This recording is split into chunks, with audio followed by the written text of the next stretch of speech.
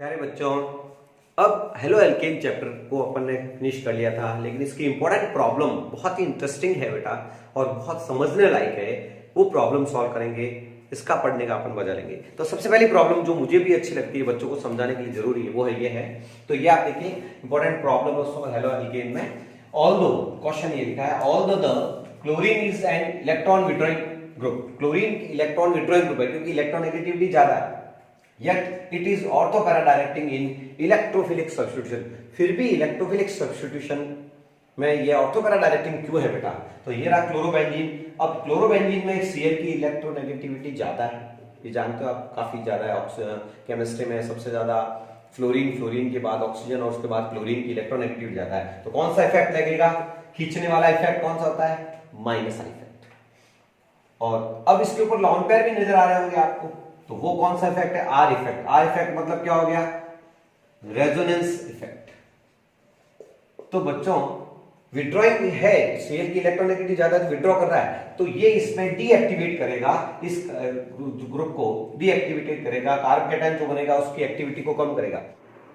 तो बच्चों क्लोरोबेंजीन में क्लोरीन का कौन सा इफेक्ट है बेटा? Minus effect. ये है विड्रॉइंग, और इसमें लॉन पेयर पड़ा है तो इसका होता है रेजोनेंस इफेक्ट। अब ओरिएंटेशन जो इनकमिंग ग्रुप होता है वो डिसाइड होता है रेजोनेंस इफेक्ट, तो इस पे इलेक्ट्रॉन डेंसिटी बढ़ रही है, लेकिन विड्रॉइंग इफेक्ट के कारण ये डीएक्टिवेट कर रहा है कार्बोकेटाइन को। Then we say that the resonance effect is decide the orientation of the incoming group. Due to this it is ortho para directing. Net deactivate कर रहा है, लेकिन due to resonance effect, R effect, orientation of incoming group of electrophile, जो ये attacking group है electrophile, is decided, while inductive effect, I effect, कौन सा effect है? Minus I effect. Inductive effect decide the reactivity. तो I effect reactivity को कम कर देगा, लेकिन रेजोनेंस इफेक्ट जो है ओरिएंटेशन को डिसाइड करता है, इसलिए it is ortho para directing. Although it is withdrawing but it is always ortho para directing. तो आपको देना है यहां पर एक तरह से ओरिएंटेशन के लिए आर इफेक्ट होता है और एक्टिवेशन या एक्टिविटी डीएक्टिविटी के लिए आई इफेक्ट होता है। तो यहाँ डोमिनेंट कौन हो गया ओरिएंटेशन के लिए? Are effect. तो ये है बेटा प्रॉब्लम, अच्छी प्रॉब्लम है। लगता है कि यार ये तो विड्रॉइंग करता, तो मैंने आपको 11th में बताया था कि आई इफेक्ट दोनों आ जाए तो रेजोनेंस के अकॉर्डिंग आपको ओरिएंटेशन डिसाइड करना है। ओके, ये आपकी बुक में इसकी लैंग्वेज लिखी हुई, आप डिसाइड कर लें।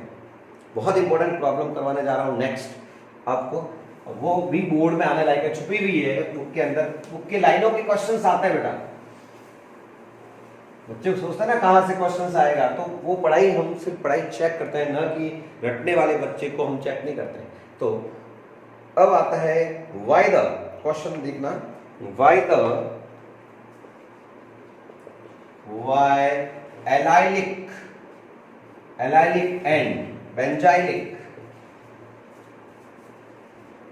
halides are, why the allylic and benzylic halides are more reactive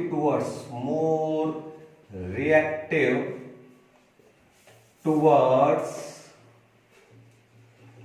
SN1 reaction only, SN1 reaction। ये एलाइल और बेंजाइलिक हैलाइड्स जो होते हैं ये SN1 ही देना चाहते हैं, SN2 नहीं, ठीक है ना। उसका रीजन क्या है?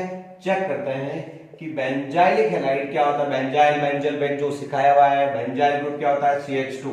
इसमें से यदि देखना बेटा ये SN1 क्यों देता है, ध्यान देना। आपको लगता है ये हिंड्रेंस नहीं है, जब ये ग्रुप यहां से जाएगा तो कौन सा कार्बोकेटाइन बन जाएगा? Benzyl carbocation. And the benzyl carbocation is the most stable carbocation, बहुत ज्यादा स्टेबल है, मोस्ट स्टेबल कार्बोकेटाइन। और सभी बच्चों को नॉलेज है बेटा कि SN1 में इंटरमीडिएट कौन सा बना था? कार्बोकेटाइन। और वो कैसे बना? स्टेबल बन गया। तो मजा आ गया ना इसको, जब ये X हटता है सब्स्टिट्यूट होता है तो ये मोस्ट स्टेबल कार्बोकेटाइन है। और क्यों है? Through resonance. Through resonance. तो रेजोनेंस के कारण मोस्ट स्टेबल कार्बोकेटायन बनता है, तो ये फटाफट हटने के बाद कार्बोकेटायन बन रहा है तो फायदा हो रहा है, ठीक है ना। और कार्बोकेटायन के रेजोनेंस आपको बने, इसके पूरा आंसर कंप्लीट कब होगा, जब आप इसके ड्यू टू रेजोनेंस लिखा है, थ्रू रेजोनेंस लिखा है, तो यहाँ रेजोनेटिंग स्ट्रक्चर बना करके इसकी स्टेबिलिटी को समझाना है। तो रेजोनेंस बनानी पड़ेगी बेटा, इसको यहां से करेंगे। रेजोनेंस एक बार 11 में पढ़ी हुई, देखो कितना फायदा करती है, और वो सिस्टमेटिक कॉन्फिडेंस से सही बननी चाहिए। ये प्लस यहाँ आ गया, इसकी वैलेंस ऐसा पूरी है, यहाँ ये बॉन्ड यहाँ शिफ्ट होगा, तो बच्चों यहाँ आ जाएगा बॉन्ड, ये बॉन्डिंग देखिए प्लस यहाँ आ गया, ऊपर CH2 है ये बेटा, और लास्ट में अपन इसको बना सकते हैं आगे, थ्रू रेजोनेंस है तो इसकी पूरी रेजोनेंस स्ट्रक्चर आप बना सकते हो। लास्ट में देखना क्या होता है, तो अल्टरनेट पोजीशन पे डबल बॉन्ड, लास्ट में ये बॉन्ड जाएगा और ये यहाँ आ जाएगा, तो मतलब ये बॉन्ड यहाँ शिफ्ट हो जाएगा प्लस यहाँ आ जाएगा, तो यही बन जाएगा फाइनल स्ट्रक्चर। तो बच्चों इस तरह से क्या देख रहे हो, रेजोनेंस के थ्रू बेंजाइल कार्बोकेटायन स्टेबल हो जाता है। इसी तरह से एलाइलिक में क्या जादू है, सेम आंसर है कि एलाइलिक में भी जो कार्बोकेटायन बनता है वो बहुत स्टेबल बनता है। वो कौन सा एलाइलिक ग्रुप होना पता होना चाहिए, CH2 double bond CH, CH2Cl, Cl ले लो। Allyl chloride is most reactive towards SN1, तो आप आंसर दे सकते हैं। After removal of halogen, halogen यहां से हट जाए तो उसको फायदा हो रहा है क्या, हाँ जबरदस्त फायदा हो रहा है। क्या फायदा हो रहा है बताइए, कार्बोकेटायन बना है वो स्टेबल है, बताइए इसमें रेजोनेंस क्यों है, वो ये छोड़ के डबल बॉन्ड है, ठीक है ना। तो ये क्या हो गया, एलाइल कार्बोकेटायन, और ये भी शानदार है, स्टेबल कार्बोकेटायन है, रेजोनेंस है। कहां है रेजोनेंस, चेक कीजिए, CH2 डबल बॉन्ड CH2, क्या होगा रे बेटा, ये बॉन्ड यहां शिफ्ट होगा, तो रेजोनेटिक स्ट्रक्चर आपको इसके समझ में आ गए होंगे, प्लस यहां चला जाएगा।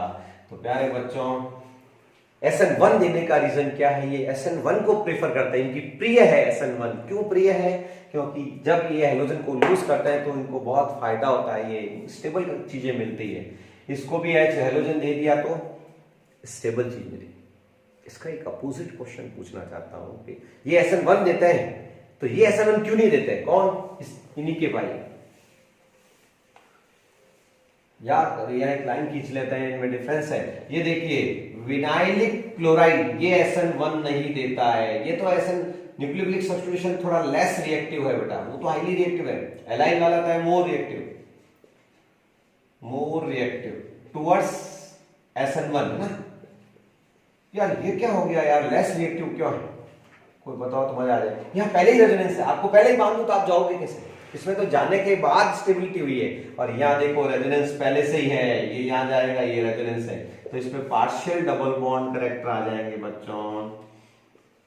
यहाँ पहले से ही डबल बॉन्ड, इसमें प्लस आ गया, ये रेजोनेंस ने इसको बांध दिया बेचारे को, तो लेस रिएक्टिव टुवर्ड्स SN1। क्यों बेटा, क्योंकि रेजोनेंस ने इसको बांध दिया। इसी तरह से ये अपन पूरा डिटेल क्वेश्चन कर चुके हैं अपनी क्लास के अंदर, why the haloarenes are less reactive towards nucleophilic substitution due to resonance. क्या था, चार इफेक्ट, रेजोनेंस नहीं चार इफेक्ट सिखाए थे।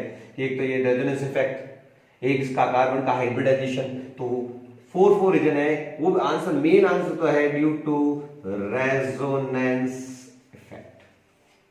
तो बच्चों ये प्रॉब्लम भी आपके आ सकती थी कि मतलब ध्यान नहीं रहता, जब कंसेप्ट में लेना चाहिए इसको। इसी तरह से बहुत आसान एक दो छोटे छोटे क्वेश्चंस और हैं, वो देखिए, बाकी बहुत आसान है, आप खुद कर सकते हैं।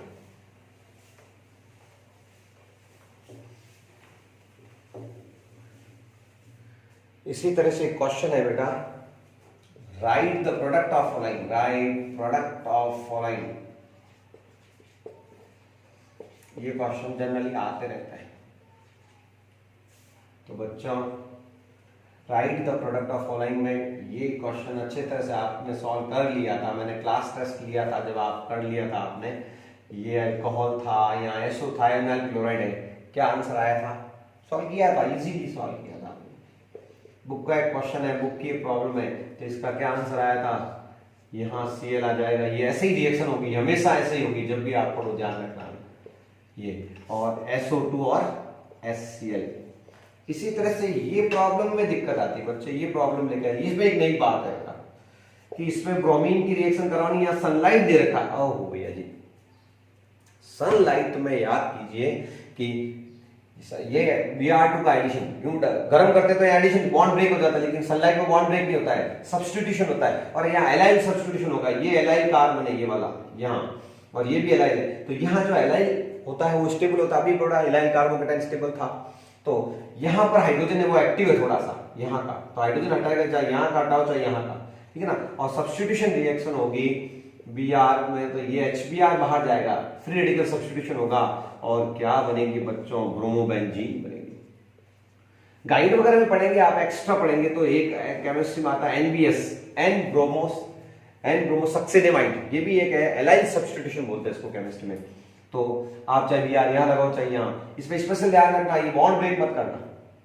बॉन्ड ब्रेक कब करना है अभी आपको बताता हूँ। NBS लिखा हुआ मिल जाए या सनलाइट मिल जाए तो आप एलाइल पोजीशन पे चाहे यहाँ कराओ चाहे यहाँ करवा सकते थे रिएक्शन। तो ये है बेटा एलाइल ब्रोमाइड। ये एक नया स्पेशल क्वेश्चन था, डबल स्टार लगाए, ध्यान रखने वाली बात थी सनलाइट के लिए। और यही बच्चा कंपेरिजन कर ले, यही रिएक्शन दे दूं मैं, यदि 11th होती है और ये रिएक्शन होती है ना Br2 की गर्म करने से, तो ये बॉन्ड ब्रेक करके अपना आंसर लिख सकते। गर्म करने से आंसर क्या आएगा, सनलाइट नहीं है देखो, और सनलाइट नहीं है तो आंसर क्या आ रहा है, Br और Br addition reaction, bond break कर लिया। लेकिन ये नहीं है, अपना एलाइल सब्स्टिट्यूशन है सनलाइट वाला, ध्यान रखना। ये डबल बॉन्ड है तो ऐसे करना है, नहीं तो डबल बॉन्ड ब्रेक नहीं कर सकते। तो प्यारे बच्चों ये कंफ्यूजिंग वाला क्वेश्चन था। एक क्वेश्चन है और है बेटा कि why sulphuric acid not used in reaction of alcohol with Ki।